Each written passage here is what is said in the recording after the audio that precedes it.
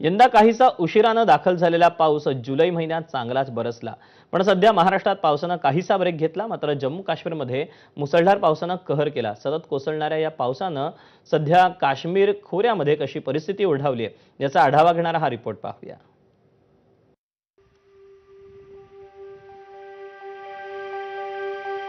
महाराष्ट्रात सध्या पावसानं उघडीप दिली आहे, पण जम्मू काश्मीरमध्ये हाच पाऊस मुसळधार बरसतोय.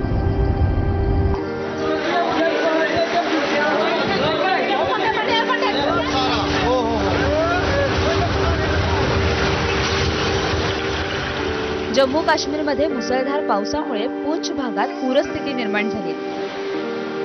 पूंछमध्ये पावसानं रौद्ररूप धारण केल्यानं सध्या प्रशासनही अलर्ट मोडवर आहे. रियासीमध्ये चिनाब नदीची पातळी वेगानं वाढते, तर पाऊस आणि भूस्खलनाच्या घटनांमुळे जम्मू श्रीनगर हायवे ठप्प झालाय.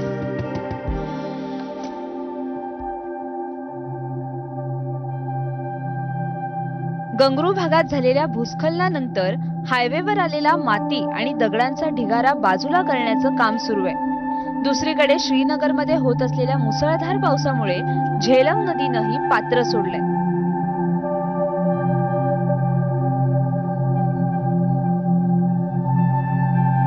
त्यामुळे अनेक भागात पूरस्थिती उद्भवण्याची शक्यता आहे. प्रशासनानं अलर्ट जारी केलाय.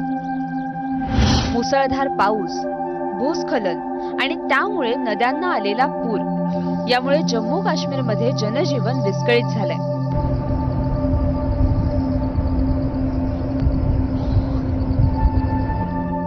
याच दरम्यान पुढच्या 4-5 दिवसात आणखी मुसळधार पाऊस कोसळण्याचा अंदाज व्यक्त केला जातोय.